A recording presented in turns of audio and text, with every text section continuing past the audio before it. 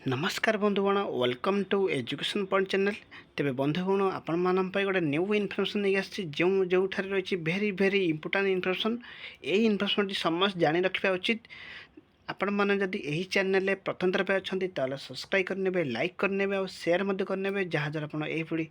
New new update एवं information सब Piper.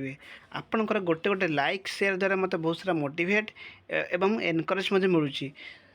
तापर आसन देखा आज रही आपण कौन इनफर्मेशन रही देखूँ जोटा शिशु बाटिका शिशु सेविका गोटे कनसेप्ट रही जोटा कि किसी दिन आगु कि मास आगु आसी इनफर्मेशन जोटा कि रही बहुत सारा पोस्ट आसाला। तो आपण मैंने जानते जहाँ को लेकिन बहुत सारा इनफर्मेशन बहुत सेयर होती। तो आपण गोटे न्यू इनफर्मेशन नहीं आसी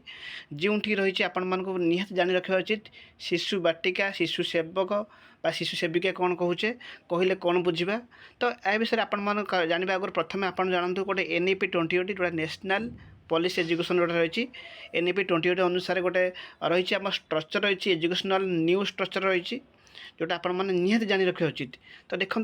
5+3+3+4 यही स्ट्रक्चर रही कि पूर्व आम जानते कौन 10+2+3 थी। तो आपण मैंने जानते कहीं आम पूरा पढ़ुले 10वीं जाए पढ़ुले +2 पढ़ुले +3 करते मैंने यही गोटे स्टेज थिला। किंतु आपण मैंने जानते जोटा कि गोटे प्राइमरी कनसेप्ट जानते एलिमेंटरी कनसेप्ट जानते। तो तापर आम सेकेंडरी हायर सेकेंडरी यही सब कनसेप्ट आगु थिला किंतु वर्तमान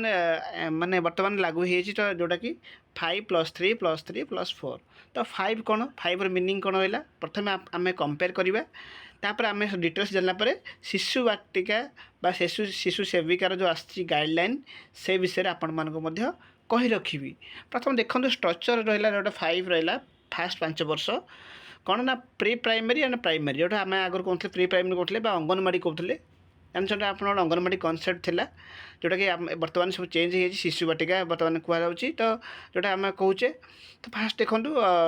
अंगनवाड़ी जो थिला प्री प्राइमरी तापर आम प्राइमरी करते जमीक आमर इंग्लिश मीडियम स्कूल पढ़ला बेले साधारण भाव में कौन कहते ना नर्सरी नर्सरी LKG UKG एटा पढ़ुचे तापर स्टैंडर्ड 1 को आसुचे से भाई बर्तमान कौन है ना 5 ईयर कौन कह ना फाउंडेशनल स्टेज कह 5 वर्ष कौन फाउंडेशनल स्टेज से 5 वर्ष केबेठू स्टार्ट हम ना 3 इयर्स गोटे छुआ जन्म हबार 3 वर्ष पाखु 8 वर्ष पर्यंत जो 5 वर्ष गैप रहा 3 ରୁ 8 वर्ष पर्यंत से 5 वर्ष मध्य कौन कह ना फाउंडेशनल स्टेज कहुए कहीं कहुए ना से समय पिला सब शिखी थाए तार फाउंडेशन बेसिक गोटे आम जाने गोटे बेसिक जिन जाने कहीं सब जिन बेसिक जिन न जाने आम आगू जापारूनी सेमती तार बेसिक जिन फाउंडेशन जिनसा के जान सी प्रथम जमी अ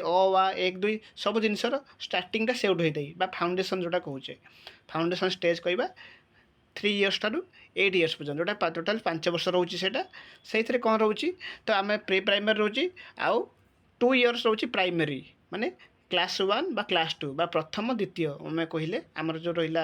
आम ओडिशा ये अनुसार तो प्रथम द्वितीय रोचे से इनभल्व रोचे आउ किसी रही पूर्व जो अंगनवाड़ी थी अंगनवाड़ी मिसीगला ता सहित प्रथम द्वितीय मिसीगला 5 वर्षर पाठ से रोचे माने क्लास 3 इयर्स पाखु 8 इयर्स पर्यंत ठीक अच्छे। तापर आसब प्रिपेरेटरी स्टेज कौन एटा सेकेंड स्टेज रोचे जो 3 वर्ष रोचे 3 वर्ष रोचे। तो 8 ରୁ 11 वर्ष भलसे बुझी रखु 8 ରୁ 11 मान कौन आम द्वितीय जाए पढ़ते स्टैंडर्ड 2 जाए पढ़ते 8 ରୁ 11 कौन पढ़िया ना स्टैंडर्ड 3 4 5। तो जोटा प्राइमरी भितर जाऊँगी तो जोटा रहा तृतीय चतुर्थ पंचम ये 3 वर्ष पढ़ा कौटी ना प्रिपेरेटरी स्टेज। तापर है मिडिल स्टेज कौन आसो ना सी मतलब 3 वर्ष जोटा कि आम एलिमेंटारी कहते षष्ठ सप्तम अष्टम मन रखिए अपर प्राइमरी एलिमेंटारी कहले स्टैंडर्ड 1 ठार 8 जाए एलिमेंटारी होता किंतु षष्ठ सप्तम अष्टम कौन होता अपर प्राइमरी कहते जोटा अपर प्राइमरी पिलांपाई जो कहूचे से मिडिल स्टेज से NEP 2020 अनुसार कौन कहवा ना मिडिल स्टेज कहवा जोटा बर्तमान आम अपर प्राइमरी कहूचे ठीक अच्छे। से स्टेज कौन कराऊँच ना से मैंने मिडिल स्टेज माने मिडिल स्टेज कहुच्छे 6 to 8 क्लास पर्यंत ठीक अच्छे। तापर जाना लास्ट सेकेंडरी जोटा 4 वर्ष रोचे रोचे स्टैंडर्ड 9 10 11 12 जोटा बर्तमान आम जेहेतु किसी स्कूल अपग्रेड है जोटा कि 11 12 आउ +2 कहनी आगू धीरे धीरे चेंज हो बर्तमान जेहेतु अच्छी किसी स्कूल अपग्रेड है जोटा कि 11 12 कह ठीक अच्छे। तो जोटा आम आप जानी 11 9 10 11 12 ये 4 वर्ष रहा पाठ से 4 वर्ष पाठ रहा सेकेंडरी स्टेज ये आमर स्ट्रक्चर एनईबी 20 अनुसार जो शिशु बाटिकार जो शिशु सेविका पोस्ट रहा काम कौन रहा गाइडलाइन कौन अच्छी तो आपण मैंने जाणी रखा तो आपण मैंने देखिए यहाँ रही देखो यहाँ रही गोटे गाइडलाइन रही जोटा शिशु बाटिकार रही सब ऑल गवर्नमेंट स्कूल मानकर आसो यहाँ देखो एनगेजमेंट ऑफ शिशु सेविका देखो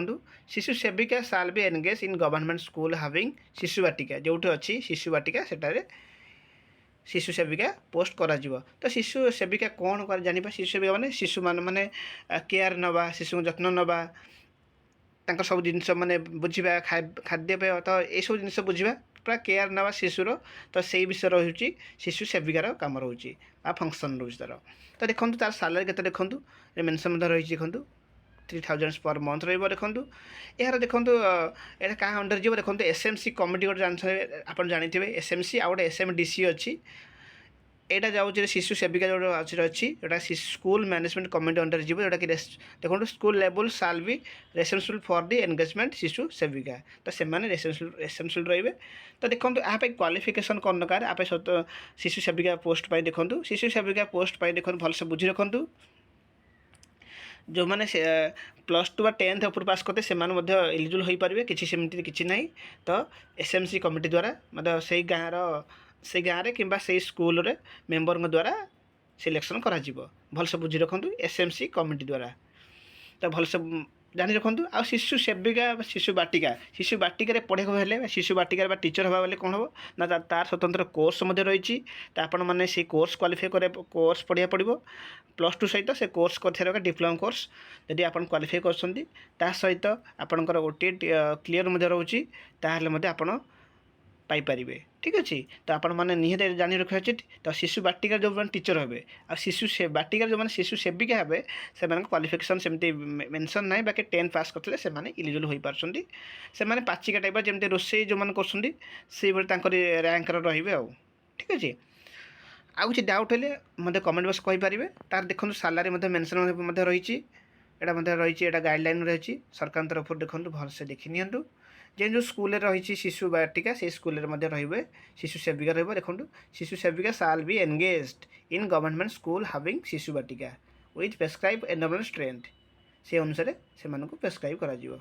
आउटा ये मेंशन रही देखो outcomes for pre school education तो प्री स्कूल एजुकेशन को बेसी फोकस कराऊँ कहीं जेहेतु यहाँ फाउंडेशनल स्टेज रोचे जदि प्री स्कूल एजुकेशन यदि बेटर है ताले सी आगू आहरी बेटर कर ठीक अच्छे तेणुक